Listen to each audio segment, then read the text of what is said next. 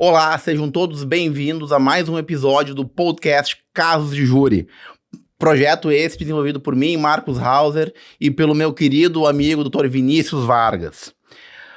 Hoje nós vamos propor uma dinâmica um pouco diferente, né? Normalmente a gente vem aqui, conta histórias dos júris que fizemos juntos, ou com alguns outros colegas. Também já ouvimos outros colegas aqui trazendo seus relatos, mas hoje a dinâmica vai ser um pouco diferente. Hoje o Dr. Vinícius vai contar sobre um júri que ele fez, não digo sozinho, mas antes da época que nós tínhamos a nossa parceria. Um tempo que eu posso dizer que ele era uma pessoa... Eu não vou dizer que ele era infeliz, porque seria um exagero, mas ele não era tão feliz porque ele ainda não tinha a honra, o prazer e a satisfação de poder dividir a tribuna do júri com este que vos fala. Doutor Vinícius, eu sei que você está rindo de emoção, né? E quem cala consente, porque vocês sabem que ele sempre me aparteia, e quando ele não me aparteia, é um sinal de que ele concorda plenamente. Mas, Vinícius, não te concedi a palavra, ainda estou falando, muito obrigado de nada. Aliás, eu quero deixar um registro aqui para Dora, para a mãe do Vinícius. Nesse aspecto, a senhora educou mal seu filho, porque ele tem péssimo hábito de interromper as pessoas enquanto elas estão falando. Mas tudo bem, com o tempo eu tenho certeza que eu vou corrigir mais este defeito de caráter do Vinícius. Mas, doutor Vinícius, e já lhe passo a palavra, não precisa se manifestar sobre a minha colocação. Não, é isso que eu vou fazer agora. Porque, na verdade, ele é o milindre, a humilhação, o desprezo, a ofensa, é essa a satisfação dele sempre. Porque a minha atitude não passou de uma demonstração clara e inequívoca que realmente eu sou muito mais feliz hoje. Assim como tu é um homem muito mais iluminado também, depois que fizemos a parceria. Com certeza. Mas me diga uma coisa que eu já te falei hoje, que eu já não suporto mais ouvir a tua voz. Não, ainda não. Essa tu não disse. Então, sinta-se como eu tivesse dito. Isso. Mas, Vinícius, brincadeiras à parte, né? A gente já trocou muita história entre nós, a gente já conversou bastante, enfim. E tem um caso que sempre me chama muito a atenção, eu sempre acho muito interessante quando tu conta a história, é a história do júri da Barbie. Da Barbie. O júri da Barbie. Conta pro nosso público como é que é essa história do júri da Barbie. A bem da verdade, na verdade, o que aconteceu é que a boneca Barbie acabou sendo um argumento de defesa, né? Não a boneca propriamente dita, né?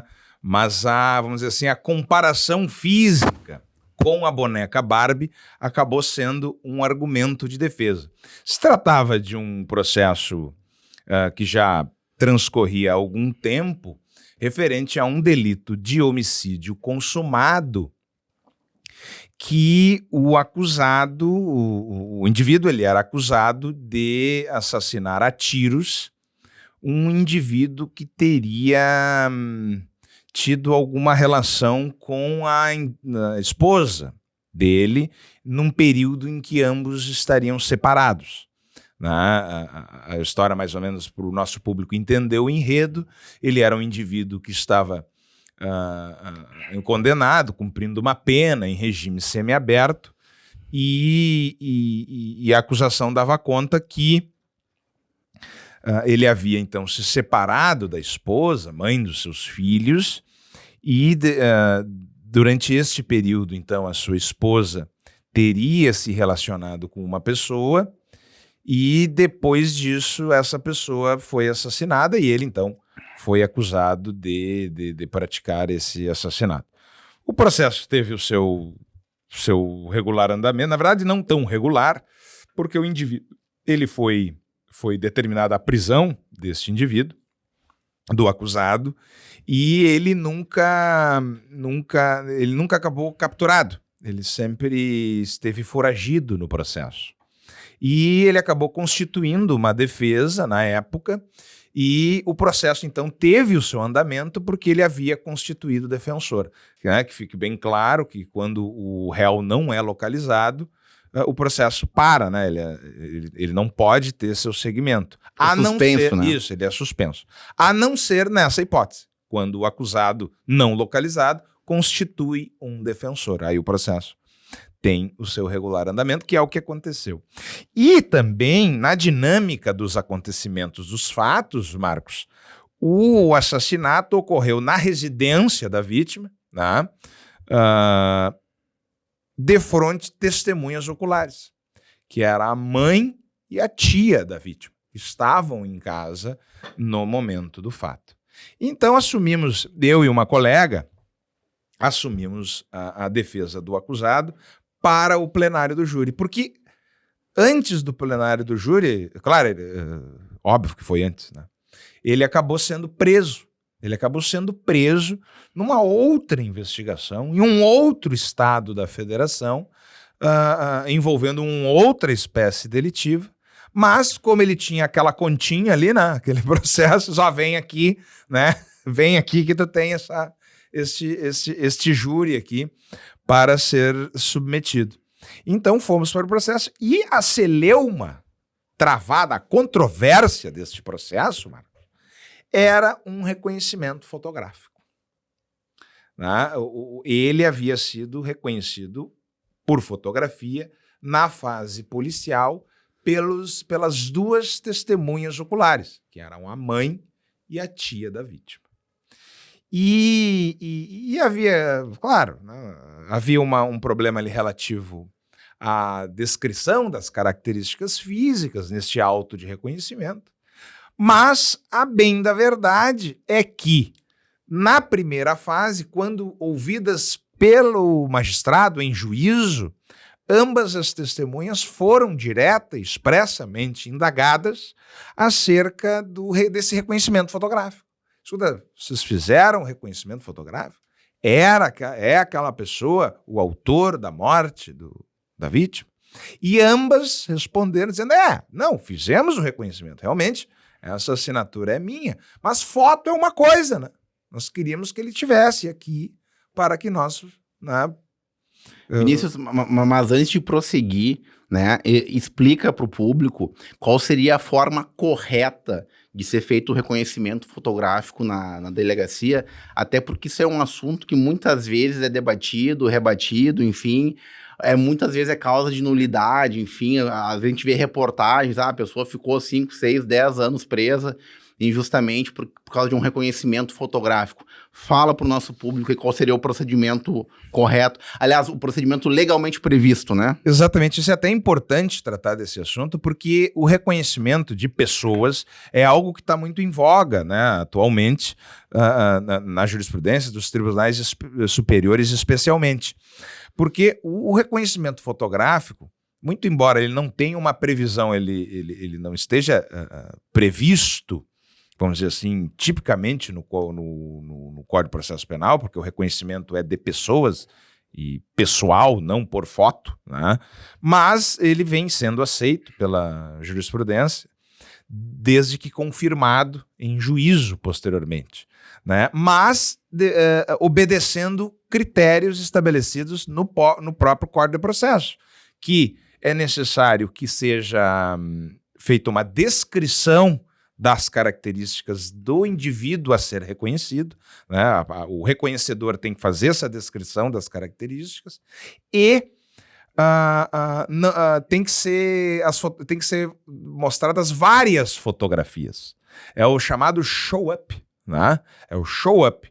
E a testemunha, o reconhecedor, deve ser advertido que a pessoa a ser, vamos dizer assim, o autor do delito pode não estar entre as fotografias, entre os indivíduos que aparecem nas fotografias. Até para não induzir um reconhecimento. Exatamente, né? Para que não haja o induzimento. Então tem que ser respeitado este procedimento sob pena de causa de nulidade.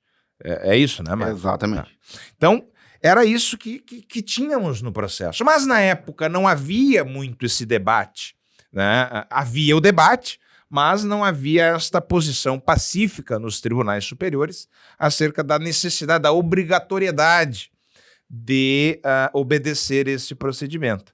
Então, nós fomos a plenário exatamente, e um dos argumentos a ser utilizado era exatamente esse, juntamos reportagens jornalísticas de indivíduos que foram reconhecidos por foto e posteriormente e acabaram condenados injustamente. Então, era um argumento de defesa. Mas,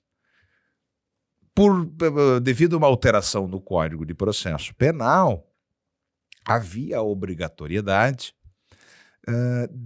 claro que se tratava de um homicídio consumado, aí óbvio que a vítima não seria intimada, mas sua genitora, então foi intimada por disposição prevista no Código de Processo Penal, foi intimada que o julgamento do filho dela, da morte do filho dela, ocorreria naquele dia, naquele horário e naquele local, e que se ela tivesse interesse, ela poderia assistir o julgamento. Tá? Então nós vimos isso, detectamos esse detalhe, que ela poderia estar presente no julgamento, e ela era uma testemunha ocular. Né? Ela era uma testemunha ocular do fato. Então, ela não foi arrolada como testemunha do plenário naquele dia. Ela não foi arrolada como testemunha de plenário. Ela foi intimada pelo juízo, sim, por disposição legal, para acompanhar o julgamento da morte do filho. Então ela assistia da plateia, se quisesse. Exatamente. Se quisesse, ela poderia assistir da plateia. E, de fato, no dia do julgamento, ela estava lá. Óbvio, nós sabíamos quem ela era, porque havia aparecido o vídeo, né? Então nós sabíamos de quem se tratava. E nós, então, pedimos para que uma pessoa, né, porque nós tínhamos, apesar do acusado ter nos dito que não era o autor do delito, né, mas nós também queríamos saber dela, efetivamente, se ela reconhecia ou não o nosso cliente, o acusado, que estava efetivamente sentado no banco dos réus. De modo, então, que nós, vamos dizer assim, fez parte da estratégia de defesa, nós colocarmos uma pessoa, né, junto à mãe da vítima, para que nós conseguíssemos a informação durante o desenrolar dos trabalhos, se ela, vendo ali o réu naquele momento, reconhecia ou não o acusado. Então, vamos dizer assim, um agente infiltrado da defesa, vamos dizer assim. Né? Então, fizemos isso, houve a instrução de plenário pela manhã e no intervalo do almoço, então, obtivemos a informação do agente infiltrado, né, de que ele havia perguntado, né, porque no decorrer das coisas a história foi aparecendo, né, e então obtivemos a informação de que ela teria dito que não reconhecia o acusado como sendo o autor, né, como sendo o indivíduo que matou o seu filho. Então, né, aquilo nos deu uma certa, vamos dizer assim, uma certa tranquilidade, mas a colega, né, que era a advogada efetivamente constituída do acusado, não se deu por satisfeita e no intervalo acabou indo no banheiro e se encontrando com a mãe da vítima e indagou. Ela, tá, mas e aí? E ela simplesmente virou para a colega e disse, a senhora sabe muito bem. Então voltou aquela dúvida, né? E nós ficamos, partimos para o julgamento, partimos para os debates. Eu fiz a primeira parte, né, Marcos? E exatamente bati em cima disso, da questão do reconhecimento fotográfico. E a colega então veio durante a tréplica do julgamento, a colega acabou fazendo uma saudação e acabou destacando a presença da mãe da vítima em plenário. Então, nós já estávamos na tréplica, no final do julgamento, né? E o acusador, então, se deu conta, né, de que a testemunha ocular estava presente em plenário e apartiu a colega pedindo para que ocorresse, então, um reconhecimento de pessoa naquele momento, durante a tréplica. Um procedimento que não está previsto naquele momento, né? Totalmente anômalo, né? Totalmente anômalo. E ela se insurgiu prontamente, ao passo que o próprio acusado, então, né, o próprio acusado se manifestou pessoalmente, dizendo, não, eu tenho, pode fazer o reconhecimento, doutora, que eu... Só para entender, a colega recusou num primeiro momento. Ela impugnou o pedido ministerial, vamos dizer assim, sim, né? Impugnou, disse, não, o senhor deveria ter feito esse pedido ter obedecido a forma, né? Deveria ter rolado ela como testemunha de plenário Testemunha. e pedir para reconhecer o réu, né? Exatamente, para fazer o reconhecimento. E o réu, então, estava preso, né? Com escolta policial e tudo. Ele, então, se manifesta, a pessoa diz, não, doutora, deixa eles fazerem o reconhecimento. Né? Deixa eles fazerem, porque não fui eu o autor do crime. Né? Ele tinha esta segurança. Né? E então, né, os policiais, os oficiais de justiça, enfim, os agentes penitenciários, os policiais penais, já se postam ali para a realização deste procedimento totalmente anômalo, porque ele ocorre no meio da tréplica do julgamento. Né? E isso acontece, então todos se aproximam ali, o réu, eu lembro que o réu usava óculos, né? Óculos de grau. E neste caso específico havia até uma questão do uso do capacete. O assassino estava usando o capacete, inclusive. Então, tudo isso foi objeto de debate em plenário. Então, só um pouquinho. As testemunhas fazem um reconhecimento fotográfico na delegacia com uma cena que o atirador estava de capacete. De capacete, exatamente. E conseguiram reconhecer. Faz o reconhecimento só dessa faixa, né? Da faixa dos olhos, só. Reconhecer pelo branco dos olhos. Pelo branco dos olhos, isso. Pela cor dos olhos. Pela ponta do nariz. Né? E era muito interessante ainda esse julgamento, Marcos, porque o réu tinha uma peculiaridade, porque ele tinha um sinal, assim, próximo ao nariz, próximo ao olho, né, que não passaria imperceptível, inclusive utilizando o capacete. Né? Talvez se destacasse ainda, né? Exatamente, iria destacar ainda mais, porque ele tinha uma verruga, uma coisa assim, né? Um sinal característico, assim, próximo ao nariz, que destacaria ainda mais, mesmo utilizando o capacete. E que em nenhum momento foi descrito por nenhuma delas. Né? Nenhuma delas apontou esse sinal característico. E aí a importância daquilo que a lei prevê, que antes que tu faça o reconhecimento, tu descreva as características. Porque se ela descreve antes, não tem como negar o fato. Pô, tá ali, pelo menos a semelhança tem. Esse sinal, essa marca, né, no rosto. E é um momento, então, da tréplica em que a colega está utilizando da palavra e é a oradora da vez e acaba ocorrendo esse reconhecimento durante a tréplica. Eu me lembro que os jurados estavam assim, né, curiosíssimos, até pela manifestação do acusado. Enfim, claro, nós três havíamos tratado disso no horário do almoço, né? Nós havíamos tratado disso e o acusado nos deu a segurança. Diz, não, vamos proceder desta forma lá na tréplica e, claro, a gente não contou que o promotor de justiça tão logo, né, provocasse o procedimento. Mas acabou acontecendo. E eu me recordo, Marcos, que a mãe da vítima, ela, testemunha ocular do fato, ela se aproximou do acusado e ele tirou os óculos, assim, e ele indagou ela, né? Não fui eu o autor da morte do seu filho e tudo. E ela disse assim, olhou ele de cima a baixo e simplesmente exclamou, é semelhante. E quando ela disse isso, é semelhante, o procedimento foi interrompido na hora, né? Os oficiais de justiça já carregaram ela de volta para o assento dela, os policiais penais carregaram ele de volta para o banco dos réus, e eu estava sentado na bancada defensiva, a colega estava de pé fazendo uso da palavra e de repente, assim, eu não sei se ela, né, daqui a pouco teve alguma, vamos dizer assim, colou as placas, como a gente chama, né? Entendeu? Talvez possa ter acontecido, porque ela estava muito próximo, né, na hora, e ela simplesmente retorna para o uso da palavra, falando da fragilidade do reconhecimento fotográfico, né? E ela acaba não explorando aquilo, eu não sei se ela ficou nervosa ou algo do gênero, aquilo que tinha acabado de acontecer. E eu me dou conta daquilo, e como tu me conhece, né, Marcos? Top partiu, colega. Não, evidente, evidente. Eu não imagino que tu conseguisse te conter neste momento. Foi mais forte que tu. Exatamente. Foi o que acabou. Foi o que aconteceu.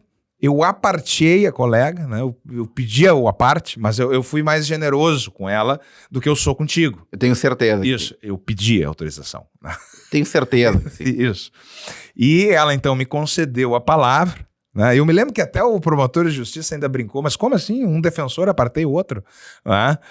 É raro, mas acontece Isso. muito. E eu me postei, me levantei e me postei ao lado dela, de frente aos jurados, e houve uma curiosidade que antes do julgamento, ela havia feito um procedimento estético no rosto. Uhum. Né?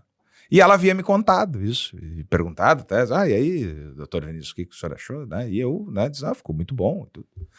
Tá, tudo bem. E quando, nesse aparte, eu simplesmente, o clima tava, vamos dizer assim, o giro tava alto, né? O giro do debate estava alto e eu simplesmente acalmei os ânimos e disse bem assim ao Conselho de Sentença. Senhoras e senhores jurados, os senhores estão vendo aqui a doutora de ascendência germânica, assim, loira, né?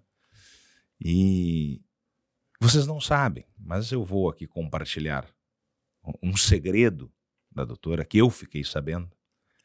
Ela fez recentemente um procedimento cirúrgico no rosto, mais especificamente no nariz. De modo que nós, que conhecemos ela, somos amigos dela, começamos a dizer que ela ficou muito parecida com a Barbie. Mas, muito embora ela fosse muito parecida, muito semelhante à Barbie, ela não era a Barbie. De maneira que, então, ser semelhante ao autor do assassinato não tornava o réu o verdadeiro assassino e que ele deveria ser absolvido. Agora é importante, né, tu falar nisso, porque às vezes no plenário ter a sacada é o que faz a diferença entre quando tu ter o réu absolvido ou condenado. Né? Porque tu fez uma analogia interessante, ela parece a Barbie e tal, e certamente quando tu fez esse comentário, todo mundo deve ter olhado pra ela pra fazer a comparação. A comparação, enfim, e devem ter pensado, né, consigo mesmos, realmente há uma grande semelhança, né, até porque eu sei aqui de quem se trata, e é tu conhece a doutora? Conheço, sim, até se quiser declinar o nome, acho que não teria problema, mas fique à vontade pra não declinar. O jurado deve ter feito essa conta, realmente tem uma semelhança. E aí tu arremata. Ser semelhante não quer dizer que ela seja a Barbie. Isso. Se o acusado é semelhante à pessoa que atirou e matou, não significa que seja ele a pessoa que atirou e matou. E às vezes esse detalhe, essa sacada que é o que faz, às vezes é o que falta para convencer o jurado. Porque às vezes o jurado tá na dúvida, né? Isso, ele fica em dúvida, né? E muito embora a dúvida absolva, a gente sabe que no júri não é bem assim. Exatamente. Né? Até porque naquele caso especificamente, se tratava de um indivíduo também com um histórico criminal considerável, que inclusive teria, em tese, cometido o homicídio durante o cumprimento de uma outra pena, né? E que estava todo o processo foragido e que acaba capturado numa outra investigação criminal. Quer dizer, é um indivíduo, né? Um criminoso contumaz. Exatamente, um criminoso contumaz. E isso nós sabemos, né, Marcos? Nós temos esse conhecimento, essa experiência de que no júri conta e faz diferença quando o jurado está em dúvida. E tem uma outra questão também, isso é um aspecto psicológico que tem que ser levado em consideração, e a gente percebe muito. Uma coisa é o réu chegar solto. Ele chegar, entrar andando, sentar ali e tal, poder entrar, sair, ficar à vontade. Outra coisa é ter o réu sentado ali com a escolta da SUSEP na volta. Uhum. Né? O preso sob custódia. Isso tem um impacto psicológico muito grande. Porque tem um impacto grande e negativo. Negativo. Isso realmente faz diferença. Até por isso, né, que é proibido e não sei se as senhoras e senhores sabem disso, né? Mas, por exemplo, o réu, quando ele entra no plenário conduzido pela SUSEP, ele não pode estar algemado. Exatamente. Se ele entrar algemado, é causa de nulidade do júri, justamente porque os tribunais entendem que aquilo passa uma imagem tão negativa para os jurados que pode induzir eles a condenar. Exatamente. De fato, a algema induz, com certeza, induz a um juízo negativo. Mas a presença da SUSEP também, fortemente armada, também induz a esse juízo negativo. Porque é natural que o jurado faça a seguinte conta, né? Pô, esse indivíduo é tão perigoso que tem um policial parado na porta com um fuzil na mão. Para cuidar dele. Para cuidar dele.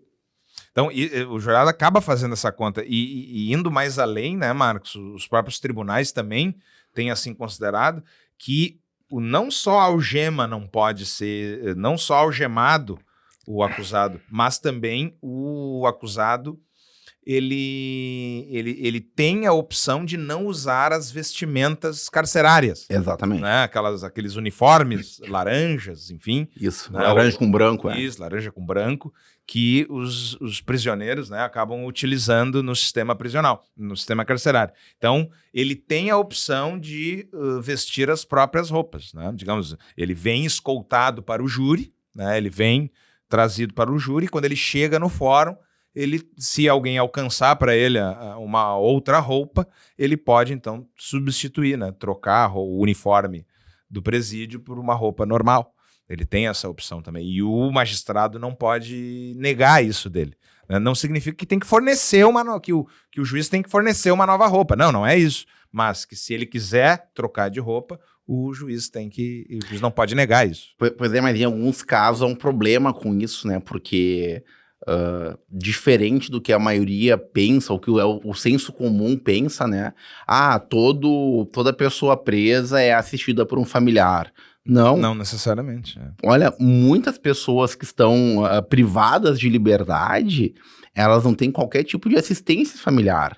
Ninguém visita, ninguém leva comida, ninguém leva roupa. Aliás, nem pode, né? Nessas instituições em que o Estado fornece o uniforme, tu não pode usar uma roupa que não seja a fornecida pelo Estado. E aí eu pergunto, como é que faz? Esse indivíduo vai a júri e não tem nenhum familiar que assiste ele. Ele não tem o direito de receber uma outra roupa para sentar ali? Não, o direito ele tem, né, Marcos? Sim, mas a questão é a seguinte, ele não tem como... Porque não pode pegar emprestado com um colega de cela, porque ele também não tem. Sim, ele também não tem. Exatamente. Entendeu? Então, assim, até que ponto se garante a paridade, a igualdade, a justiça para aquela pessoa, já que o Estado não fornece outra roupa a não ser uniforme? Aí é a questão, né, da assistência familiar, né, que é muito importante, está prevista na lei de execução penal, mas também, né, Marcos, vamos convir, né, vamos ser um pouco mais práticos, né, se o preso não tem família, né, aí fica realmente difícil, né, prestar às vezes até tem família, teve um outro caso, enfim, né, que eu relatei aqui. Tem família, mas acabou sendo abandonado pela família. Não, naquele caso não seria nem abandonado, que a mãe fala, eu nunca fui visitar ele porque eu não tinha dinheiro para passagem. Também, não tinha condições. Né? Exatamente, às vezes o impedimento é uma questão social, econômica, financeira.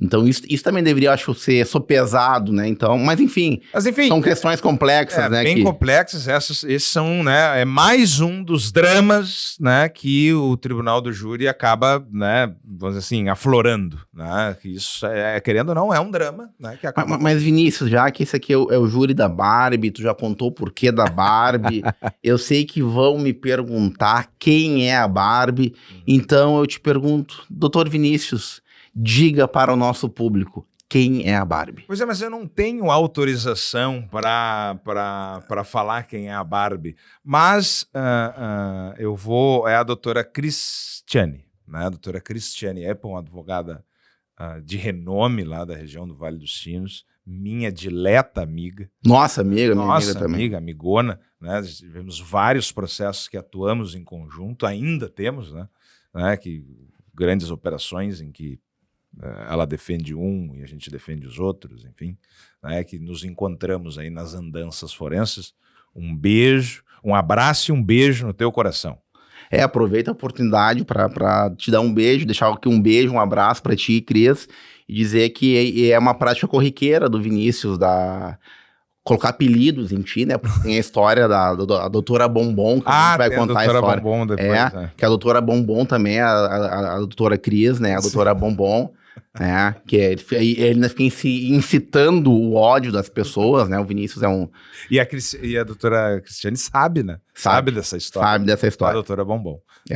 E eu que paguei o pato, né? Exatamente. Sempre assim. E aí se diz meu amigo ainda, né? E aí depois, quando ele diz, tu não gosta de mim, tu me maltrata, mas ele merece, ele tem o tratamento que ele merece. Aliás, por vezes, sou muito benevolente com Vossa Excelência. Vossa Excelência não merecia minha benevolência, mas é uma coisa intrínseca à minha pessoa. Pois mas isso é que, na verdade, há um certo, vamos dizer assim, freio para que tu não abuse das humilhações, né, e melindres em relação à minha pessoa. Então... E isso acontece por causa do meu semblante de paz, né? Do meu bom coração, que te trava muitas das vezes, não é verdade? Vinícius, eu não vou te falar o que eu estou pensando agora, em respeito ao nosso público, tá? Mas depois que encerrar a gravação, eu vou te dar a resposta a esse teu comentário aí, tá? Porque é uma piada de péssimo tom. Porque tu sabe que realmente eu penso a respeito da tua pessoa. Eu sei. É melhor não falar. Melhor. É impublicável. Senão o YouTube nos derruba em razão da falta de decoro do conteúdo. Mas, Vinícius, estamos aqui caminhando para o final de mais este episódio. Tem mais alguma coisa que tu gostaria de colocar, complementar, esclarecer? Não, na verdade, esse júri acabou me chamando muito a atenção pelo argumento e pelo ineditismo do procedimento ocorrido, né? Que é um reconhecimento de pessoa ocorrido durante a tréplica, né? A tréplica, quem não sabe, né? A acusação fala, a defesa fala, a acusação volta para a réplica e a defesa, então, vem para a tréplica, que é o último momento, né? Porque a defesa sempre fala por último. Sim. Né? E voltar para a réplica é uma opção ou não do Ministério Público. Exatamente. Podem optar por não... A defesa só vem à tréplica se o Ministério Público vier à réplica. E ele tem a opção, né? De ir ou não à réplica. Em regra, eles vêm à réplica, né? Pelo menos nos nossos júris, né? A não ser nas hipóteses em que o próprio Ministério Público pede a absolvição. Muito embora já tenha visto, inclusive, em pedido de absolvição, né? Réplica. Uhum. Teve aquele caso do rapaz lá que atirou no vizinho, porque ele mexeu com a mulher dele, enfim. Aquele foi um caso que o Ministério Público veio à réplica para dar mais uma cutucada na vítima, né? Exatamente. Eu acho que... Eu me lembro que naquele julgamento a gente debatia... Era o fundamento da absolvição, não era? É que, na verdade, era o privilégio, né? Isso. Não era absolvição, era o privilégio. Era o privilégio. Era o privilégio. Exatamente. E aí o Ministério Público vem à réplica para estabelecer que não se tratava de um caso de absolvição e sim de um caso de reconhecimento do privilégio. Era algo exatamente. Nesse sentido, assim. E foi um júri muito interessante. Né? Interessantíssimo. Pelo debate acadêmico. Aliás, temos um outro julgamento que fizemos recentemente, né? Um outro júri, de um réu confesso, né? Que também, vamos dizer assim... A questão acadêmica envolvida no debate do julgamento foi muito interessante e nós vamos trazer aqui para vocês de forma, vamos dizer assim, exclusiva. Dá trabalho para fazer, né? Corta para mim, Marcelo! É isso, meu querido. Eu já encerrei aqui. Então tá. Não fica enrolando. Vinícius, não estou enrolando. Isso. Estou lhe caçando a palavra. Caçando a palavra. Quero te agradecer, então, né, pelo teu testemunho, né, por mais este caso trazido aqui, muito interessante, como sempre. E quero também agradecer, mais uma vez, a nossa audiência qualificadíssima, como diria o doutor Vinícius, e pedir para quem ainda não segue a gente, segue a nossa página no YouTube, segue a gente lá no Instagram. Se tiver alguma dúvida, alguma pergunta, manda lá no Insta que a gente responde. Se tiver algum caso interessante que queira nos trazer, enfim, manda lá que a gente analisa, se for viável, enfim, a gente traz aqui. Comenta lá no canal do YouTube, comenta na postagem do perfil do Instagram, manda no direct, manda sinal de fumaça, pombo correio, liga, manda o WhatsApp, o que tu quiser. Exatamente. E interessante o seguinte, né? Até a gente pode começar a fazer isso, porque uma coisa é tu assistir aqui o relato do caso, mas daqui a pouco tem muitas pessoas que têm interesse, eu gostaria de assistir a um julgamento no júri. Talvez a gente possa começar a publicar lá na nossa página os próximos julgamentos, o local, enfim, para quem quiser acompanhar ao vivo e a cores lá, ver ao vivo, né, assistir um julgamento, é uma experiência interessante. Exatamente. Eu vou dizer o seguinte, quem nunca participou de um júri, quem nunca assistiu a um júri, eu acho que é uma experiência que vale a pena. Talvez eu diria até que é uma experiência que todo mundo deveria ter na vida. Né? Porque é a instituição mais democrática do sistema de justiça criminal brasileiro. Porque é onde o cidadão do povo, por exercício direto, de forma direta, exerce um poder de Estado que é de julgar um dos seus pares. E sempre lembrando, né, que é uma coisa que tu destaca muito nas tuas redes sociais, a gente acha, mas comigo nunca vai acontecer. Pode. Basta que alguém, de forma equivocada, te reconheça como sendo o autor de um crime doloso contra a vida. Doloso contra a vida ou qualquer outro tipo de crime, enfim, tu pode responder a qualquer processo criminal, justamente porque alguém te achou parecido com o verdadeiro criminoso e tu vai sentar lá. Pessoal, era isso, muito obrigado, até a próxima. Forte abraço a todos. Um beijo no coração de vocês.